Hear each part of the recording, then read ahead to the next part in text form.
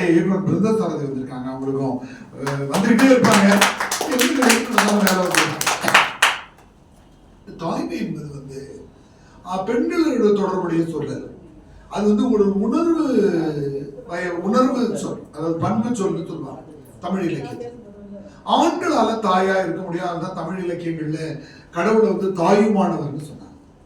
அன்னை தெரசாவை பற்றி மிக புகழ்பெற்ற கவிதை ஒன்று நம்ம கேள்விப்பட்டிருப்போம். தாயி, நீ கருவுற்றிருந்தால் ஓரிரு குழந்தைகளுக்கு தான் தாயாகி இருந்திருப்பாய், நீ கருணையுற்றிருந்ததால் 1 கோடி குழந்தைகளின் தாயாகி போனாய். அப்போ நான் கடைசியா சொல்லலாம்னு நினைச்சிருந்தேன். அந்த பெண்கள் மகளிர் நாள் நிகழ்ச்சி ஆண்கள் மட்டுமல்ல, பெண்கள், திருநங்கையர், திருநம்பியர் எல்லோரும் சேர்ந்து கொண்டாடுறோம். ஏன்னாக்கா அந்த தாய்மை என்ற உணர்வு பொதுவானது. அதை ரொம்ப அழகா சொன்னாங்க. ஆர்த்தி என்ற அந்த பெண் பாதிக்கப்படுகிற போது தன்னுடைய சொந்த குழந்தை பாதிக்கப்படுவதை பார்க்கிறதும் ரொம்ப முக்கியமான ஒரு செய்தி சொல்லிருக்கிறாங்க.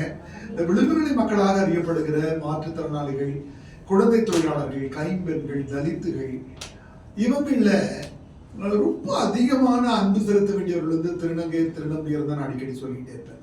ஏன்னா இப்ப நான் மாற்றுத்திறனாளி, என்னுடைய அப்பாவும் அம்மாவும் என்னை தூக்கிக்கிட்டு ஒரு 15 ஆண்டுகள் பாண்டிச்சேரி ஜிப்மருக்கு கடலூர்ல இருந்து நாள்தோறும் ஒன்று விட்டு ஒரு நாள் தூக்கிட்டு வந்து என்னை நடக்க வச்சுட்டாங்க. ஆனால் திருநங்கைகளாக, திருநம்பிகளாக இருக்கிறவர்கள் தங்களது சொந்த பெற்றோர்களால் வீட்டை விட்டு துரத்தப்படலாம். அதான் உமா சொன்னாங்க. அவங்க கோத்தின்னு சொல்றாங்க, அந்த தாய்களை எடுத்து பார்க்குறாங்க. அவங்களுடைய உணர்வு உருவான நல்ல செய்திகள் சரியா இருந்துச்சுன்னா ஒரு 4 பேர் முதல் சுற்று பேசாம இருக்கிறோம். முதல்ல நம்முடைய சித்ராமா தொடர்ந்து முனைவர் லேகா அவர்கள் வாங்க.